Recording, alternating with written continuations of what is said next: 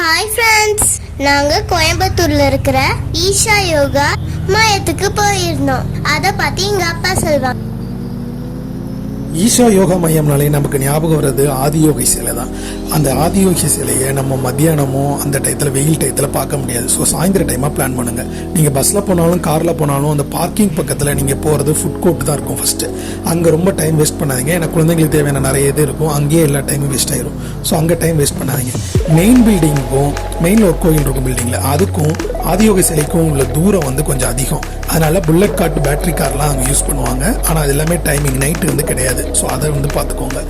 உள்ள அந்த main building சொன்னாலே அதுக்குள்ளே நமக்கு மொபைல் அலோடு கிடையாது. ஸோ டிக்கெட் கவுண்டர்லேயே நம்ம லக்கேஜ் மொபைல்லாம் கொடுத்துட்டு போகிற மாதிரி இருக்கும். அதில் ஆசிரமம் இருக்கும்.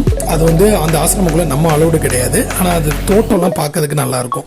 அந்த மெயின் கோயில் சொன்னால அதுக்குள்ளே வந்து லோட்டஸ் பிளான்ட் இருக்கும், நாக பிரதிஷ்டை இருக்கும், சந்திரகுண்ட் சூரியகுண்ட் இருக்கும். சந்திரகுண்டுங்கிறது ஜென்ஸ் குளிக்கிற இடம், சூரியகுண்டுங்கிறது லேடிஸ் குளிக்கிறதும். குளிக்கிறேன்னா நம்ம ஜாலியாக குளிக்கிறது இல்லை, ஒரு பக்தி குளியல் மாதிரின்னு வச்சுக்கோங்க.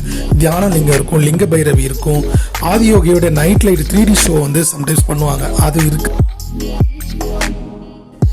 வழக்கம் போல இந்த வீடியோக்கு லைக் பண்ணுங்க, கமெண்ட் பண்ணுங்க, ஷேர் பண்ணுங்க, சப்ஸ்கிரைப் பண்ணாதீங்க.